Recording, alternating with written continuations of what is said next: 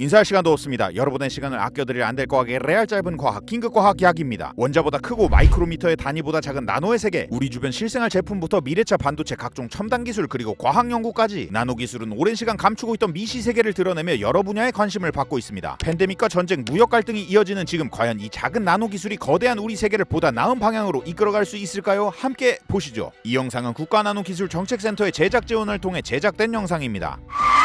그리스어 나노스에서 출발한 어원부터 10억분의 1을 가리키는 단위까지 이제는 우리 생활 곳곳에서 찾아볼 수 있는 나노 오래전부터 연구되었지만 본격적으로 나노 기술이 발전한 시기는 20세기 후반이었습니다. 이전 시대에는 인간이 나노스케일의 형상을 제대로 볼 수 없었기 때문에 나노 기술이 발전하지 못했었죠. 하지만 많은 과학자들이 나노스케일을 측정하고 분석하기 위한 다양한 기술과 기구를 개발해 나갔고 그 결과 본격적인 나노 시대의 태동이 일어나게 된 것입니다. 이 나노 크기의 물질을 살펴보니 아주 중요한 특성이 하나 있습니다. 입자가 워낙 작아 단위 부피당 가지는 표면적이 넓죠. 이 말은 여러 다른 물질과 반응이 일어날 수 있는 면적이 커진다는 것입니다. 그만큼 빠르고 효과적으로 상호작용이 가능하다는 말이죠. 이외에도 센티미터 혹은 마이크로미터 단위의 입자와는 다른 전기적, 광학적, 자기적, 화학적 성질들을 복합적으로 가지고 있다는 사실도 드러나게 됩니다. 심지어 어떤 성분의 마이크로미터 크기의 입자를 단지 나노 크기의 입자로 쪼갰을 뿐인데도 성질이 많이 달라지는 것을 관측하게 되죠. 이렇게 나노로 인해 생기는 현상들 그리고 독특한 물성과 구조가 주목받으면서 전기전자, 의료계, 화학촉매, 군사연구 등 온갖 분야에서 너도 나도 나노를 연구하겠다며 모여들었습니다. 그래서 각 분야별로 어떤 나노 연구가 진행되고 있는지 군사 연구 분야를 시작으로 쭉 살펴보겠습니다. 무한 증식하는 나노 로봇을 퍼뜨려 세계를 멸망시키거나 무기화된 나노 폭탄을 터뜨려 테러를 일으키는 이야기 등 영화 속 나노 기술은 이렇게 군사 무기로 활용되는 기술로 자주 등장합니다. 하지만 영화는 영화일 뿐 나노 기술은 직접적인 무기보다는 안전한 군사 장비를 지원하는 기술로 더 많이 활용되고 있죠. 특히 미군의 경우 나노 분야가 대중에게 주목받기 이전부터 전투 보호 장비의 나노 기술들을 도입하는 연구에 박차를 가했는데요. 기후에 따라 체온을 조절하는 보호 장비라던가 GPS 수신기, 야간 투시 장비, 이어폰과 마이크, 방독면 등 각종 장비에 나노 기술이 도입됩니다. 마치 노트북이 발전해 오듯이 크기와 중량은 줄어들면서 새로운 기능 추가와 함께 기존 성능들이 개선됐죠. 이런 나노 기술이 도입된 장비들은 2003년 이라크 전쟁에서 주목을 받게 되는데 일부 특수부대가 총탄과 파편으로부터 완벽히 보호되는 헬멧과 레이저빔을 조준하며 경고음이 울리는 탐지기, 비디오 카메라가 장착된 개인 화기 등 나노 기술이 도입된 장비들을 쓰기 시작하죠. 이미 20여 년 전부터 나노 기술이 적용된 군사 기술이 일찍이 사용되기 시작했던 겁니다. 이후 나노 소자 분야에서 유연하면서도 전기 전도성이 뛰어난 그래핀이라는 신소재가 등장하면서 획기적인 군사 분야 연구들이 발표됐습니다. 미국 미시간대의 한 연구소에서는 기존 군용 야시 장비 기술에 이 그래핀 기술을 적용해 야시 기능을 지닌 콘택트 렌즈 개발에 나섰습니다. 연구진은 나노 두께의 그래핀 두 겹 사이에 절연 장벽측을 위치시켜 충분한 빛이 오지 않더라도 전류의 변화를 측정하는 방법을 활용해 상온에서 적외선을 감지할 수 있는 얇은 렌즈를 개발하게 됩니다. 아직 양산성이나 시장성은 떨어질 수 있지만 연구가 잘 발전한다면 야간에도 풍경이나 사물을 주간처럼 볼 수 있는 콘택트 렌즈가 개발되겠죠. 한편 국내에선 이 그래핀을 이용해 0.5초 만에 색을 변화시키는 변색 소자를 개발하기도 했습니다. 기존의 금속 전극을 그래핀 전극으로 바꿔 전해질의 이온을 보다 효과적으로 움직이게 만들어 변색 속도를 빠르게 만들어준 것인데요. 마치 카멜레온같이 색깔을 싹 바꿀 수 있어서 전투복이나 나아가 탱크나 군함에도 적용한다면 지형이나 환경에 맞춰 자유롭게 위장할 수 있는 능력을 갖출 수 있을 것 같습니다. 다음은 나노 기술로 총성 없는 전쟁이 당장 벌어지고 있는 분야, 반도체 분야입니다. 과거 컴퓨터의 저장 용량이 128MB도 안 되던 시절 지금 1테라, 2TB 꿈도 못 꿨었죠. 이거다 7나노, 4나노, 3나노 이렇게 나노 단위의 회로 기술이 급성장하면서 반도체의 집적도가 쭉쭉 상승했기 때문이죠. 나노 기술이 단순 연구에서 그치지 않고 양산까지 이어지는 초미세 공정이 실현되면서 우리는 수많은 데이터를 다루는 인공지능과 메타버스 시대까지 이야기할 수 있습니다. 이렇게 나노 기술을 이용한 기초 연구와 미세 공정 기술이 반도체 분야를 혁신했다면 디스플레이 분야는 새로운 소재 개발과 함께 다채로운 모습으로 진화해 나갔습니다. LCD를 넘어 OLED, 퀀텀 닷과 같은 차세대 디스플레이 기술이 개발되고 이제 흔히 볼 수 있는 롤러블, 폴더블이라 불리는 각종 플렉서블 디스플레이까지 모두 나노 소재 기술의 발전 덕분에 시장에 나온 제품들이죠. 여기서 끝이 아닙니다. 다음 타자로 주목받으면 차세대 디스플레이 소재, 꿈의 신소재라 불리며 주목받고 있는 소재들도 있는데요. 그중 페로브스카이트는 반도체 원재료인 실리콘보다 저렴하고 가볍고 효율적인 태양 흡수 물질로 주목받아 왔습니다. 그래서 이 페로브스카이트는 태양 전지로 활발히 연구 개발되고 있는데요. 그런데 마침 또 이 페로브스카이트가 높은 발광 효율과 색순도도 가지고 있어서 OLED를 대체할 차세대 디스플레이 소재로도 각광받고 있죠. 하지만 디스플레이로 상용화하기에는 발광 효율에서 한계를 보이던 페로브스카이트 소자, 이 발광 효율 문제를 해결하기 위해 국내 연구진은 5년간 연구를 진행했고 결국 페로브스카이트 나노 입자를 합성하여 발광 소자의 효율을 크게 높여 사이언스지의 연구 성과를 발표하게 됩니다. 그러나 발광 효율을 높인 이후에도 여전히 페로브스카이트 소자의 짧은 수명은 큰 한계점으로 남아 있었는데요. 그러던 중 최근 새롭게 고안한 페로브스카이트 나노 입자의 합성법으로 수명과 발광 효율 모두 개선했다는 따끈따끈한 국내 연구가 알려졌습니다. 연구진은 여러 시행착오 끝에 페로브스카이트 결정을 수십 나노미터 수준까지 쪼갠 뒤 벤젠성 산성액으로 둘러싼 나노 입자를 합성하였고, 그 결과 페로브스카이트 결정이 방막 상태에서 전하이동 성능을 유지하며 발광 효율도 크게 개선되는 효과를 확인하게 됩니다. 무엇보다 구동 수명을 3만 시간에 달하는 수준까지 끌어올려 제자리 걸음이던 페로브스카이트 소자의 수명 문제를 마침내 해결해냈죠. 이번 연구를 통해 페로브스카이트 발광 다이오드의 발광 효율, 밝기, 수명을 획기적으로 향상시킬 수 있어 차세대 디스플레이 소재로 무사히 거듭날 가능성이 생겼습니다. 높은 해상도의 화면이 주는 생생한 몰입도가 중요한 VR 기술과 메타버스 분야에도 큰 기여를 하지 않을까 예상되는 연구입니다. 자, 이제 차세대 디스플레이 기술을 지나 전기차와 자율주행 분야 나노 기술입니다. 여러 회사에서 자율주행차의 눈으로 필수적으로 생각하고 있는 라이다의 나노 기술이 연구되고 있는데요. 라이다는 자동차 안에서 쏜 레이저가 주변 물체에 맞고 돌아오는 시간을 측정해 지도를 만들거나 자동차가 스스로 위치를 파악할 수 있도록 센서가 되어주는데요. 이 라이다 기술은 자율주행차뿐만 아니라 대기오염을 측정하거나 지형을 연구하는 데 쓰이기도 하고요. 아이폰에 탑재된 3차원 얼굴 인식이나 결제를 위한 보안 시스템에도 적용되고 있죠. 최근 이 라이다와 관련해 사각지대 없이 360도 전 영역을 동시에 인식하는 고정형 라이다 센서와 관련된 흥미로운 연구가 포스텍의 한 연구그룹에 의해 발표됐습니다. 포스텍의 초소형 라이다 센서가 가진 원천 기술은 머리카락 두께의 1000분의 1 크기에 불과한 초박형 평면 광학 소자인 메타표면입니다. 메타표면은 라이다뿐만 아니라 분광기, 홀로그램 등 미래 기술을 구현하는 파면 제어 기술이기도 하고, 나노미터 수준의 작은 소자 크기로 기존 전자회로칩에 집적할 수 있어 나노 및 광학 소재 연구자들에게 큰 관심을 받고 있죠. 이 초소형 라이다 센서는 메타표면을 이루는 나노 구조체 설계와 주기적 배열 방식을 조절해 360도의 넓은 시야각을 가질 수 있었습니다. 그리고 기존의 메타표면 장치보다 고도화된 기술로 모든 각도에서 빛의 전파를 조절할 수 있죠. 이런 기술들이 자율주행차의 라이다에만 적용되는 것이 아니라 핸드폰, VR, AR 기기, 로봇 등 주변 환경의 3D 정보를 인식하는 요소가 필요한 영역에 도입이 가능하니 이 나노 광학 소재 기대돼요. 자율주행뿐만 아니라 전기차의 심장인 배터리도 매우 중요한 연구 주제죠. 배터리의 태생적인 용량 한계, 그리고 끊이지 않는 전기차 배터리 화재 사고와 폐배터리로 인한 환경 오염 문제 등 배터리 소재 혁신의 필요성은 더욱 높아지는 중이죠. 국내에서는 일찍이 나노 기술을 활용한 배터리 소재가 활발히 연구되어 왔습니다. 과거 기초과학연구원은 기존의 리튬이온 배터리의 용량이 가진 한계를 넘고자 기존의 흑연 전극을 대체할 새로운 음극 소재를 발굴하고 있었는데요. 그러던 중 유력한 소재군으로 꼽힌 것이 바로 격자 사이마다 리튬을 저장할 수 있는 구조의 이산화티타늄이었습니다. 연구팀은 이산화티타늄 나노 입자의 크기와 구조를 바꿔가며 실험을 진행했고, 결국 가장 안정적이면서 효율적으로 리튬을 저장할 수 있는 속이 텅 빈 구 형태의 이산화티타늄 나노 구조체가 최적의 구조라는 사실을 밝혀냅니다. 그래서 이 연구 결과를 이용해 리튬이온 배터리를 제작해보니 기존보다 배터리 용량을 30% 이상 향상시킬 수 있었고, 500회 이상 충방전을 거쳐도 성능이 유지되는 결과를 내놓을 수 있었습니다. 이외에도 최근에는 한국재료연구원이 세계 최초로 배터리를 대체할 다기능성 탄소 나노튜브 섬유 기술을 개발했다는 소식을 전했는데요. 연구진은 메탄, 수소, 철 등을 1200도의 온도에 반응시켜 탄소 나노튜브 섬유를 실처럼 뽑아내고, 이 섬유들을 꼬아서 표면 처리를 한 뒤 다공성 탄소를 붙여 구웠습니다. 여기에다가 전해질 코팅까지 입히고 섬유들을 합쳐 고강도의 에너지 저장력을 갖춘 소재로 탄생시켰죠. 이 가느다란 실이 10kg짜리 바벨 원반부터 최대 40kg 무게까지 거뜬히 버틸 수 있다고 하네요. 와우.